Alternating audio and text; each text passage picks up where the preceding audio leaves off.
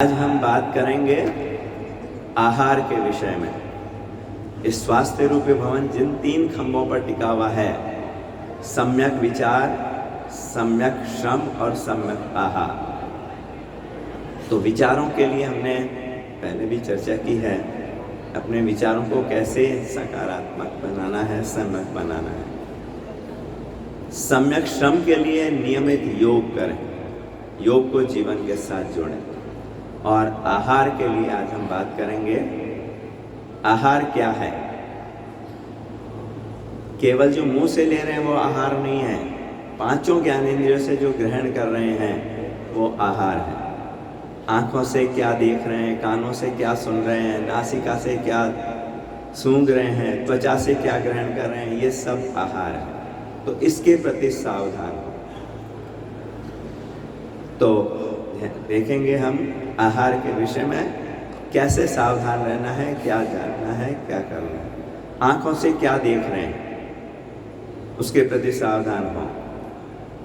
कोई व्यर्थ के दृश्य देख रहे हैं टीवी पर, मोबाइल में व्यर्थ देख रहे हैं और सुन रहे हैं, उसके स्थान पर जब कुछ सकारात्मक सुनते हैं, सकारात्मक देखते हैं, तो उसका प्रभाव हमारे अंतरतम तक होता है। शारीरिक स्वास्थ्य और मानसिक स्वास्थ्य दोनों पर असर पड़ता है उसका। इसी तरह से कानों से जो सुन रहे हैं, एक शब्द प्रशंसा का फूल कर कुप्पा हो जाते हैं, एक शब्द गाली का सुन लिया, क्रोध से आग बुबुले हो जाते हैं। कानों से क्या ग्रहण कर रहे हैं, त्वचा से क्या ग्रहण कर रहे हैं। त्वचा पर पाउडर लगा रहे हैं, लिपस्टिक, नेल पॉलिश लगा रहे हैं, तो वो अनुचित आहार ग्रहण कर रहे हैं। पाउडर क्या करता है, हमारे स्वेट ग्लैंड्स को, पसीने के छेदों को बंद कर देता है ताकि पसीना ना आए। लेकिन किस कीमत पर कर रहे हैं वो, जो शरीर की गंदगी को निकालने का रास्ता है, हमारी नालियां हैं, उनको ब्लॉक कर देते हैं। और फिर उस पाउडर के केमिकल से बहुत नुकसान होते हैं। जॉनसन एंड जॉनसन कंपनी पर अमेरिका में करोड़ों डॉलर के मुकदमे चले और वो उसको भुगतान करना पड़ा, क्योंकि उसके बेबी पाउडर से बच्चों को जननांगों का कैंसर हो गया। तो इसलिए ध्यान रखें इन हानिकारक चीज़ों। नेल पॉलिश लेड पॉइजनिंग करती है। जो अपने आप को वेजिटेरियन कहते हैं उनको लिपस्टिक कभी नहीं लगानी चाहिए, नॉन वेज प्रोडक्ट। और फिर उसके केमिकल से जो त्वचा को नुकसान होता है, पूरी त्वचा हमारी खराब हो जाती है, उससे बचें। उसके स्थान पर त्वचा से हम तेल का, अब यहाँ मालिश हो रही है, तेल का आहार ग्रहण कर रहे हैं तो वो आहार ग्रहण करें। एलोवेरा लगाएं तो एक अच्छा आहार होगा। ऐसे ही सर में हेयर डाई लगाते हैं, उससे भी कैंसर हो जाता है, उससे बचें। तो त्वचा से क्या ग्रहण करना है उसके प्रति सावधान। नासिका से क्या ले रहे हैं, दूषित वायु में सांस ले रहे हैं तो नासिका से वो अनुचित आहार ग्रहण कर रहे हैं। वहीं पर अगर यज्ञ की धूम ले रहे हैं, हवन की वहाँ ले रहे हैं, तो नासिका से बहुत अच्छा आहार ग्रहण कर रहे हैं। तो क्या लेना है नासिका से, उसके लिए अपने आसपास के वातावरण को भी सुधारने का प्रयास करें। बाहर के वातावरण के प्रदूषण को नहीं कम कर सकते हैं, पर घर में तो कम से कम हम कर ही सकते हैं, पौधे लगाकर। जमीन है तो वृक्ष बेलें सब लगाएं, नहीं है तो गमलों में कम से कम कुछ पौधे अवश्य लगाएं। तुलसी का, गिलोय का, एलोवेरा का, ये तो हम घर में लगाएं और इनसे लाभ प्राप्त करें। ऑक्सीजन का लेवल भी बढ़ेगा, दूषित वायु को एब्जॉर्ब करने में भी ये पौधे सहायता करेंगे। तो नासिका से क्या आहार ग्रहण करना है उसके प्रति सावधान। और सबसे महत्वपूर्ण है मुंह से जो ले रहे हैं। आयुर्वेद का सूत्र है, पथ्ये सति गदार्थस्य किमौषध निषेवणे। पथ्ये असति गदार्थस्य किमौषध निषेवणे।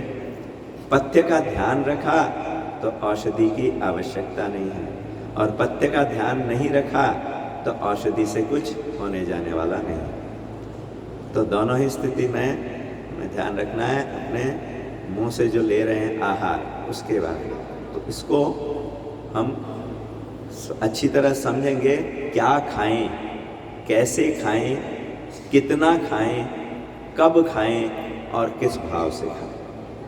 सबसे पहले क्या खाएं। भोजन का वर्गीकरण कई तरीके से किया जाता है। हमारे लिए उपयोगी 3 वर्गीकरणों की मैं बात करूंगा। पहला वर्गीकरण आध्यात्मिक दृष्टि से, भोजन हमारा सात्विक है, राजसी है या तामसी। तो कौन सा आहार सात्विक है, कौन सा राजसी है, कैसे जाने। भगवान श्री कृष्ण ने गीता में 17वें अध्याय में इस पर विस्तृत विवेचना की है। आयु सत्व बलारोग्य सुख प्रीति विवर्धना रस्या स्निग्धा स्थिरारिद्या आहार सात्विक प्रिया। इसी तरह से कट्वम्ल लवणा तृष्णा राजसी के बारे में, तामसी के बारे में अब इस विस्तार में भी नहीं जाएंगे। मोटे मोटे अर्थ पर समझ लें कि सात्विक आहार जो शरीर में रसमयता, प्रसन्नता, हल्कापन प्रदान करे। राजसी आहार जो उत्तेजना हो, और तामसी आहार जो सुस्ती, आलस्य हो। तो हमारा अधिकांश भोजन सात्विक होना चाहिए। दूसरा वर्गीकरण हम करते हैं पोषक तत्वों के हिसाब से। तो भोजन के आवश्यक पोषक तत्व हैं प्रोटीन, कार्बोहाइड्रेट, वसा, मिनरल्स, विटामिन्स, फाइबर, पानी, ये सब संतुलित मात्रा में। तो अलग अलग पदार्थों में अलग अलग मात्रा में होते हैं। कुछ जैसे फैट रिच आहार होते हैं जिनमें वसा ज़्यादा होती है, जैसे तेल, घी, तिलहन, तिल, अलसी, मूंगफली, नारियल, ये सारे जो है फैट रिच आहार। इसी तरह से कार्बोहाइड्रेट रिच कौन से हैं, सारे हमारे अनाज और कुछ फल। प्रोटीन रिच आहार कौन से हैं, दूध, दही, दालें और नॉनवेज। हालांकि नॉनवेज हमारा आहार नहीं है, मनुष्य मूलतः फलाहारी है। तो नॉनवेज किसी भी दृष्टि से बायोलॉजिकली भी हमारा आहार नहीं है। शारीरिक स्वास्थ्य, मानसिक स्वास्थ्य, सामाजिक दृष्टि से, आध्यात्मिक रूप से, किसी भी दृष्टि से उचित नहीं है नॉनवेज आहार। उसको यथासंभव त्याग दें। तो ये दूसरे तरह का वर्गीकरण। और तीसरा वर्गीकरण होता है भोजन हमारा एल्कलाइन है या एसिडिक है, क्षारीय है या अम्लीय है। इसका मापक क्या होता है, hydrogen ion concentration, pH value. 7 जिसकी पीएच होती है वो न्यूट्रल होता है, पानी की पीएच 7 होती है। 7 से कम जिसकी पीएच होती है वो एसिडिक, अम्लीय होता है। 7 से ज़्यादा जिसकी पीएच है वो क्षारीय है, एल्कलाइन है। हमारे रक्त की पीएच कितनी होती है, 7.4, मतलब हल्का क्षारीय है। तो उस एल्कलिनिटी को बनाए रखने के लिए हमारा आहार कैसा होना चाहिए, 80% एल्कलाइन और 20% एसिडिक। तो कौन सा आहार क्षारीय है, कौन सा अम्लीय है, कैसे जानेंगे। तो जितना जितना हम प्रोसेस करते जाते हैं उतना उतना अच्छे भले स्वास्थ्यवर्धक एल्कलाइन आहार, क्षारीय आहार को अम्लीय बनाते जाते हैं। कुछ उदाहरणों से समझें। गन्ना क्षारीय है, चीनी अम्लीय है, कच्चा पालक क्षारीय है, उबाल के पानी निकाल दिया, तेल में तल लिया, अम्लीय है। देशी गाय का कच्चा दूध क्षारीय है, मावा अम्लीय है। अंकुरित गेहूं क्षारीय है, मैदा अम्लीय है। तो जितना जितना हम प्रोसेस करते जाते हैं स्वास्थ्यवर्धक क्षारीय आहार को हानिकारक अम्लीय बनाते जाते हैं। और ये हर समय हम आजकल देखें रसोई में यही कार्य कर रहे हैं। अधिकांश गृहिणियों का जो रसोई घर में समय लग रहा है अच्छे भले स्वास्थ्यवर्धक आहार को हानिकारक बनाने में लग रहा है। आप अंकुरित करिए, मूंग अंकुरित करिए, कितनी देर लगेगी, आपका समय लगेगा मुश्किल से 2.5 मिनट। रात्रि को साबुत मूंग को पानी में अच्छी तरह धो के 2-3 बार धो के साफ पानी में भिगो दीजिए, मुश्किल से 2 मिनट लगेंगे। सुबह उसका पानी निकाल के उसी बर्तन में ढक के रख दीजिए, आधा मिनट मुश्किल से लगेगा। 24 घंटे में वो अंकुरित हो जाएगा। हमारा समय तो 2.5 मिनट लगा। अब दाल बनाते हैं 10 से 15 मिनट लगते हैं। उस दाल की तुलना में वो अंकुरित मूंग 20 गुना अधिक लाभकारी है। उनमें विटामिन की मात्रा 20 गुना तक बढ़ जाती है और वो सुपाच्य भी है, क्योंकि उसके खुद के एंजाइम्स, जो लाइसोसोमल एंजाइम्स होते हैं, वो अभी उसी में हैं, जिंदा हैं। जब हम गर्म करते हैं किसी भी चीज़ को, 50 डिग्री सेल्सियस से ऊपर होते ही उसके वो सारे एंजाइम्स नष्ट हो जाते हैं। फिर उसके पाचन के लिए पूरे एंजाइम्स हमारे शरीर को, आमाशय को, आंतों को प्रभावित करने पड़ते हैं। तो जब हम कच्चा खाते हैं तो उसके जो खुद के एंजाइम्स होते हैं, लाइसोसोमल एंजाइम्स, वो भी पाचन में मदद करते हैं। तो हमारी शक्ति कम खर्च होती है पाचन में। बस एक ही शर्त है, अच्छी तरह से चबा चबा कर क्रश करके खाएं, ताकि वो एंजाइम्स उससे, लाइसोसोम से रिलीज हो सके, तो उसका पाचन ज़्यादा अच्छा होगा, सुपाच्य होगा। तो ये तीनों कसौटियों पर जो खरा उतरे, जो आध्यात्मिक दृष्टि से सात्विक भी हो, पोषक तत्वों से परिपूर्ण हो और क्षारीय हो, वो आहार हमारे लिए सर्वोत्तम है। वो आहार कौन सा है? उसमें नंबर 1 पर आता है पेड़ पर पके हुए ताज़ा फल, आर्टिफिशियली केमिकल से पके हुए नहीं, पेड़ पर पके हुए ताज़ा फल। अक्सर हर जगह वो संभव नहीं होता है, तो दूसरा विकल्प है रीजनल एंड सीजनल फ्रूट, जो जहाँ पैदा हुआ है और जिस मौसम में पैदा हुआ है, उस मौसम में खाने योग्य है, वो सर्वोत्तम है। तो इसमें ध्यान रख लें, जो सबसे सस्ता फल वो सबसे अच्छा फल। क्यों? क्योंकि वो वहीं पैदा हुआ है, ट्रांसपोर्टेशन का खर्चा नहीं जुड़ा है, उस मौसम का है, उसमें कोई कोल्ड स्टोरेज का खर्चा नहीं जुड़ा हुआ है। तो इस सूत्र को ध्यान रख लेंगे तो आप अपने लिए बहुत अच्छे आहार का चयन कर पाएंगे। दूसरे नंबर पर आता है इसमें फलों के साथ भीगे हुए ड्राई फ्रूट्स, मेवे, वो हम शामिल कर सकते हैं। जीवन भर हम इन 2 चीज़ों पर आराम से रह सकते हैं। दूसरे नंबर पर आता है कच्ची हरी सब्जियां, सलाद और अंकुरित अन्न। तो हमारा अधिकांश आहार इन्हीं 2 श्रेणियों में से होना चाहिए। 100% कर सकते हैं तो सर्वोत्तम। कम से कम 50% आहार हमारा एक अच्छा हो, रॉ फूड। इसमें आप सीड्स, बीज जोड़ सकते हैं, नारियल, कच्चा नारियल जोड़ सकते हैं। तो ये सारे, देशी गाय का कच्चा दूध उपलब्ध है तो वो भी उसमें आप जोड़ सकते हैं, लेकिन वो देशी गाय का होना चाहिए, पास्चुराइज्ड थैली वाला दूध नहीं। तो ये हमारे लिए सर्वोत्तम आहार है। फिर तीसरे नंबर पर आता है उबली हरी सब्जियां, चोकर समेत आटे की रोटी और देशी गाय का दूध, दही, घी। तो थोड़ा आहार हमारा इन श्रेणियों में से हो सकता है।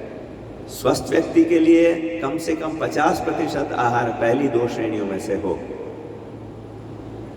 और जिनको रोग मुक्ति की दृष्टि से करना है, कम से कम 80% आहार उनका फल, सलाद, अंकुरित अन्न, इनमें से हो। तो ये उनके लिए रोग मुक्ति की दृष्टि से भी बहुत अच्छा होगा।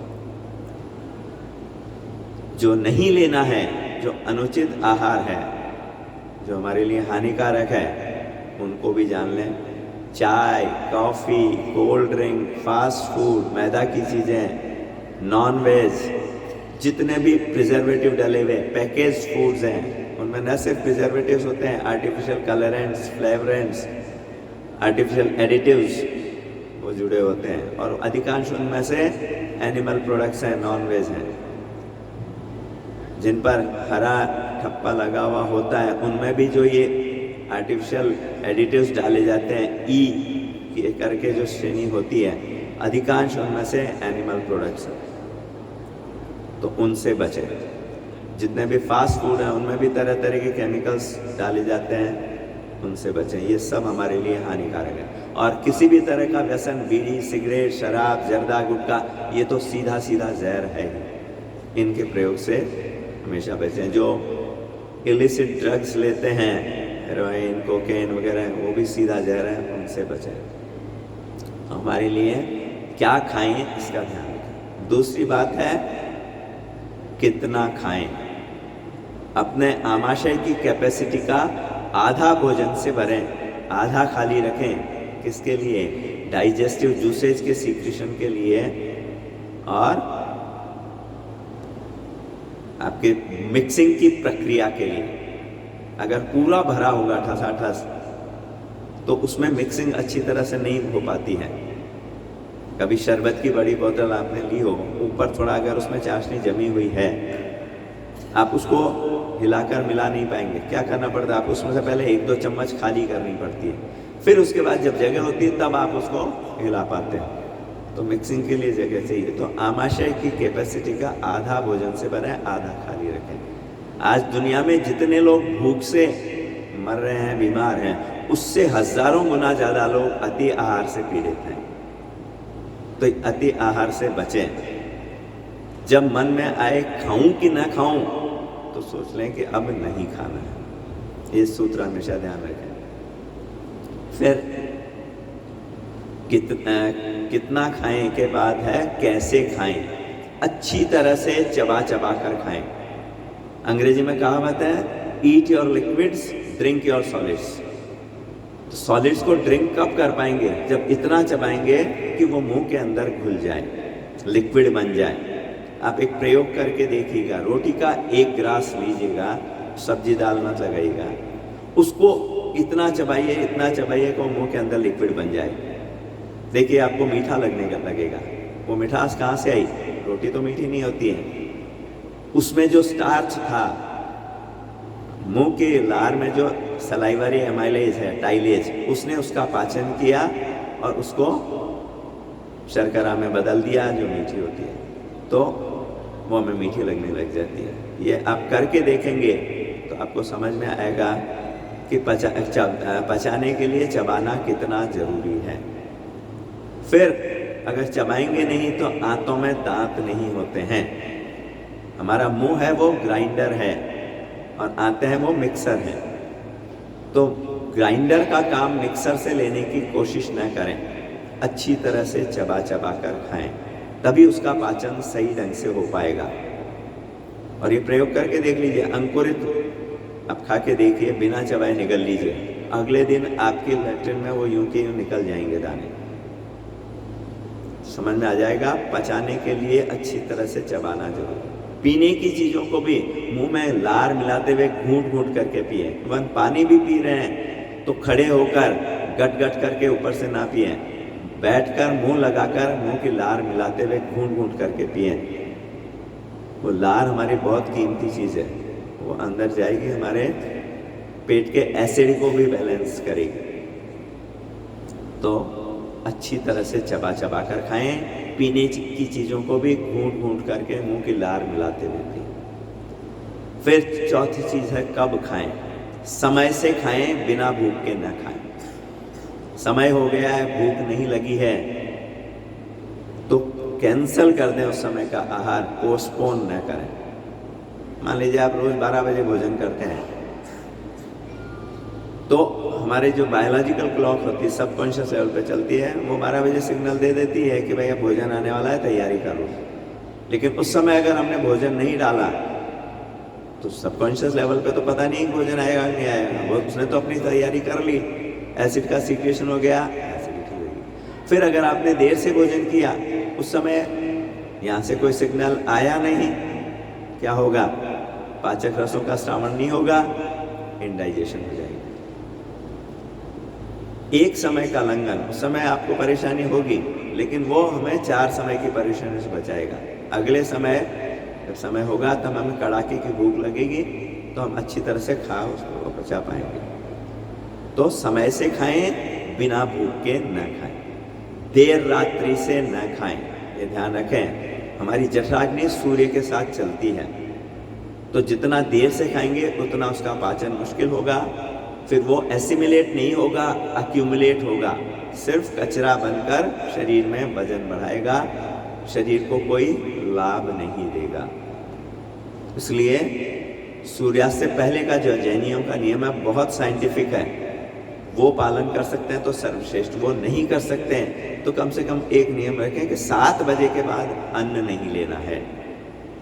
अन्न अगर खाना है तो 7 बजे के बाद बिल्कुल न खाएं और 8 बजे के बाद कुछ न खाएं। रात्रि को 8 से सुबह 8 के बीच में कुछ पानी या कोई काढ़ा जिसमें कैलोरीज ना हो वो ले सकते हैं, चाय दूध नहीं। तो ये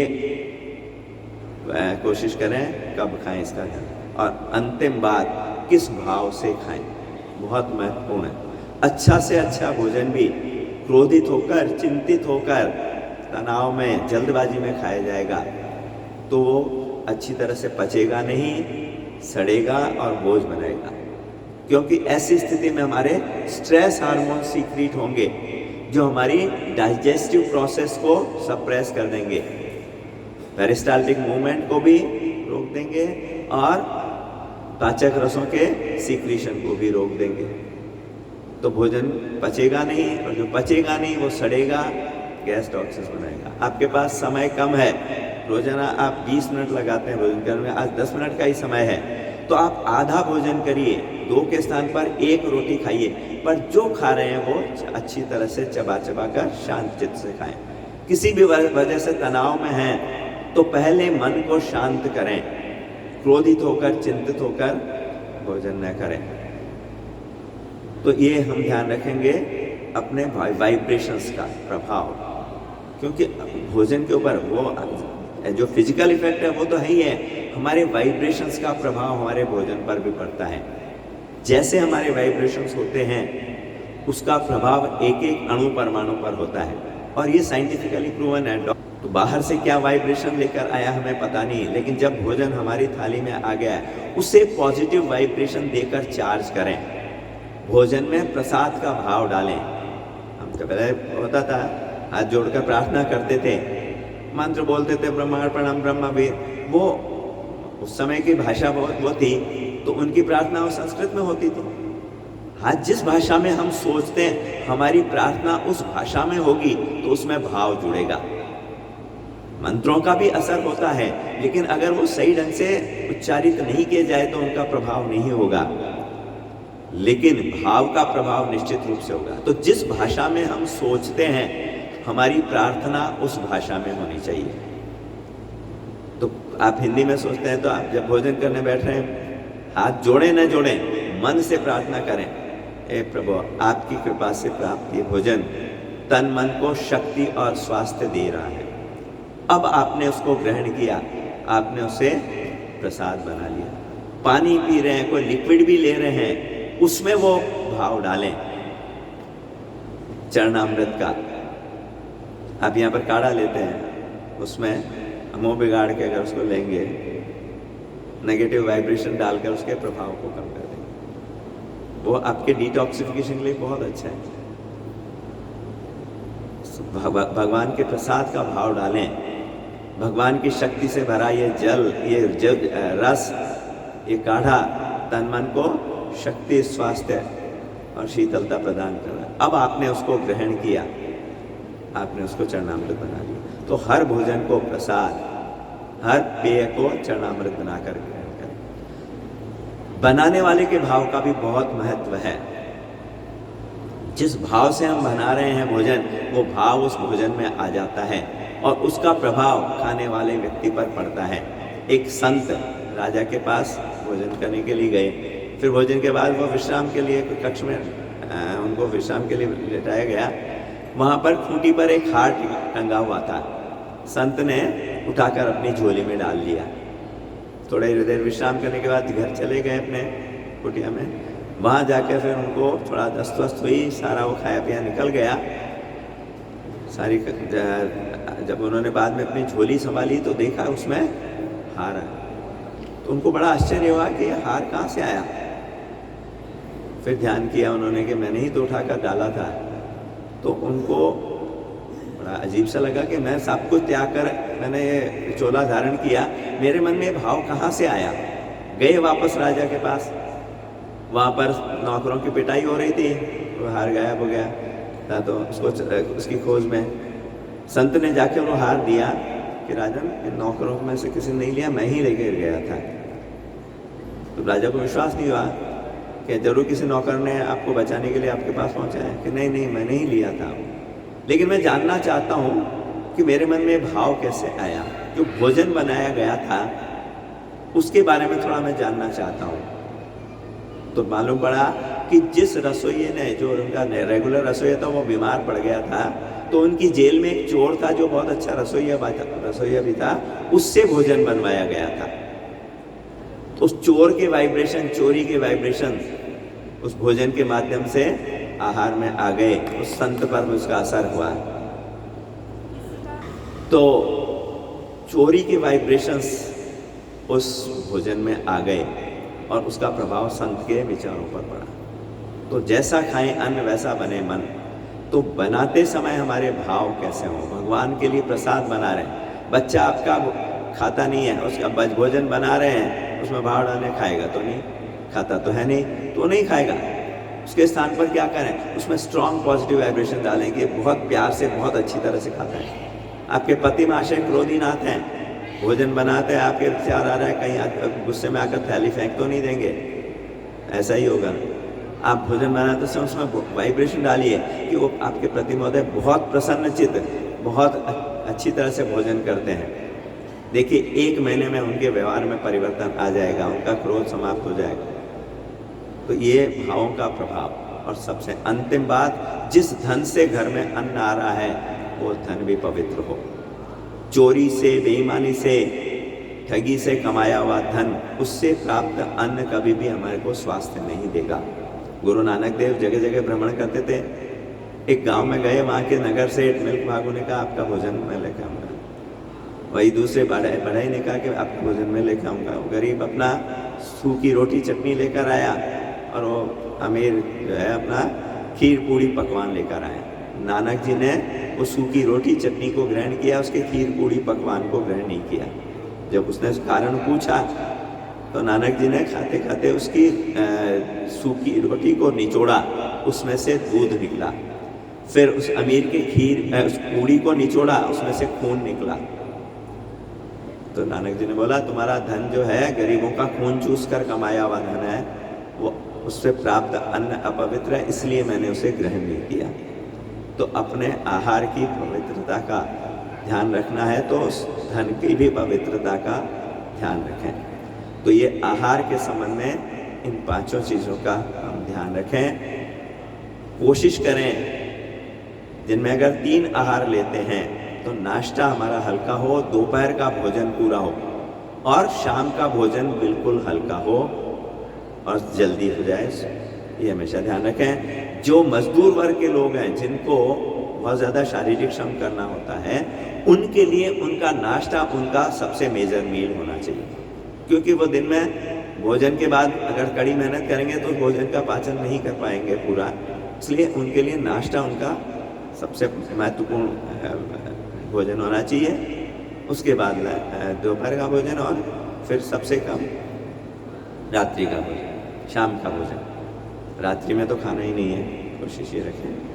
फिर जिनकी उम्र 50 से ज़्यादा है और जिनको 100 साल तक स्वस्थ जीना है, वो शाम का अन्न बंद कर दें, अन्न एक समय कर दें। दोपहर में नाश्ते में फल लें, दोपहर को सलाद और अंकुरित अन्न खाएं, फिर बाद में रोटी खाएं और शाम का भोजन बिल्कुल हल्का रखें। या तो उबली हरी सब्जियां ले लें या फल खा लें या सूप पी लें। तो ये रखेंगे तो 100 साल तक स्वस्थ जीने की दिशा में बहुत आगे बढ़ जाएंगे। जो 5-5 बार खा रहे हैं, चाय के साथ बिस्किट खा लें 2 बार, फिर और कुछ कचौरी पकौड़ी नमकीन खा लेते हैं, वो अपने साथ कितना अत्याचार कर रहे हैं। अत्यधिक खाकर यहाँ आकर समझ में आ रही होगी कि वास्तव में कितना खाना जरूरी है। तो ये ध्यान रखें, अपने आहार के प्रति सावधान हों और इसको सही ढंग से लेकर संपूर्ण स्वास्थ्य को प्राप्त करने की दिशा में आगे बढ़ाएं।